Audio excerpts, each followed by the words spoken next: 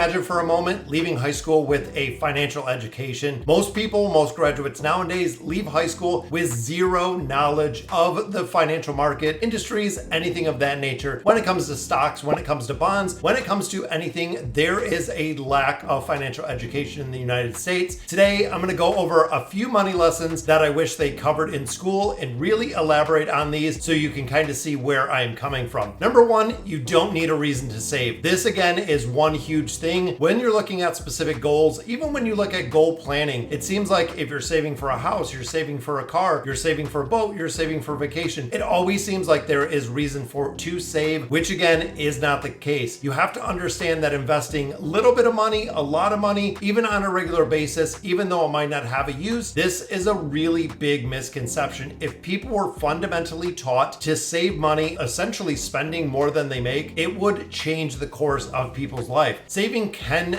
really change your future. You can, again, earmark it for specific goals, but a majority of people do not save at all. When you look again, big picture in America, almost 56% of Americans cannot afford an expense out of the ordinary of roughly $400, which again, in my opinion, is going back to the basis of the financial education when we were much younger. Number two, making a budget. This is something, again, when it comes to high school, when it comes to college, I feel like this is a course that is completely overlooked. Making a budget can simplify your life, guys. If you know in creating a routine budget, and there's been a lot of studies about this, a lot of information out there, you can improve your life. A lot of the stress, a lot of the really life comes with money, and the ability to actually live your life does come with financial responsibility and financial education. The reduction of stress, the ease in daily activities, not wondering about where the money is coming from, exactly how you're going to spend, or even the cost of goods can be simplified by simply budgeting. Creating a budget is as easy as going over how much money is coming in versus how much money is going out without overlooking your regular payments, but also being able to budget for things that you want in life. If you like to go out to restaurants, if you like to go out to movies, regardless of what you really do like to do, you will have a budget set aside for that. If you're budgeting for vacations, if you're looking for a house, a car, anything of that nature, you can set aside, again, from looking at the first step, you can set aside a certain dollar amount every single month so you can achieve those goals, so you can actually hit your financial goals that you have in life. Number three, discipline takes you to freedom. This is one of the, again, biggest misconceptions that I feel a lot of people have when it comes to being disciplined, whether it is personally, whether it is financially. It really is a way to enjoy freedom. It might sound very counterintuitive when you think about being very disciplined with your money, leads you to financial freedom, which that's exactly the truth. So what does freedom mean? Of course, it will vary greatly from individual to individual, but if helping others is something you're interested in, having money will allow you to do that. If you're looking to help out your parents, help out family, anything of that nature, again, having the money and having the means, because you are disciplined with the financial education, will make a big difference. So how do you discipline yourself? Regular savings and automating the savings financially. Again, that's what we're focused on. The automating of savings, I cannot stress enough, whether it is coming from your payroll, let's say direct deposits from payroll that are going into a high yield savings account. If you're looking to set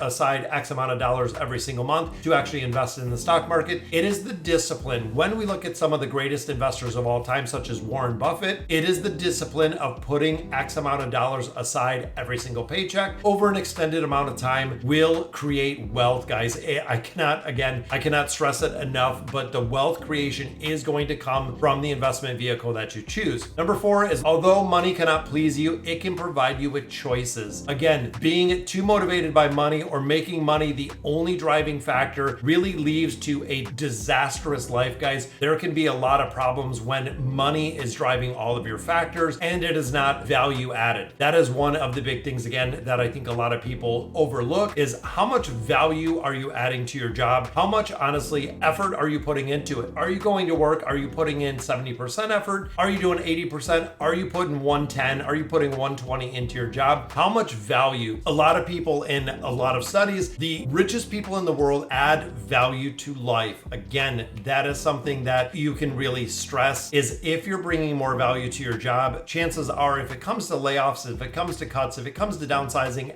anything of that nature, chances are you're probably not going to be the one that is eliminated because you're bringing value to the company. Now, with that being said, also bringing financial stability can provide you options options. Because not everyone can lead a consumer-fueled buying life, you can accomplish aiming your targets and through money, hitting those targets and achievements, setting milestones, setting goals. Also, having plenty of money can give you freedom to make decisions without having a very big influence in your life. If you want to live a different life, you can if you are financially sound, which again is the most important thing when it comes to this channel. The financial freedom can be achieved. And the final one we look at, guys, time and its importance. We've talked about this forever. Time is a significant facet of every single life. It is really, even looking at a job, guys, the time return to money. So you put in 40 hours, they give you X amount of dollars. How can you really change up the importance of that or the significance of that? That time has a price tag. We know that when you start getting older, such as myself, really taking a couple extra minutes per day to see and plan out exactly what you need to do makes a big difference. When it comes to money, it'll be fine. Most people are fined when you are past due or if you're late, things of that nature. Time plays a very crucial role in savings. This is the compounding effect. Now, we have seen this if you keep an amount of money every single month going into investment. If you start investing earlier, the chances and the compounding interest you're going to see over time is going to make a huge difference when it comes to your retirement and the amount that you have in that retirement plan. So overall, guys, money management and budgeting in school needs to be covered and is not covered in classroom. To really compensate for that, there is a lot of resources, including my channel. Subscribe down below, guys. But I want to stress again, financial freedom can be achieved by each and every one of you. We start off at different places in life, but once we go from there, it is where we drive the bus, guys. We know where we're going. Looking again at your financial education, it is the choices that you make. Again, even if you are put into a bad situation to start with, because that is something that is outside of our control, where you lead and where you drive that information is entirely up to you, including the financial education that you get. Sorry, guys, so that'll do it for today's video. Let me know in the comments what you guys think, and as always, thank you guys for watching.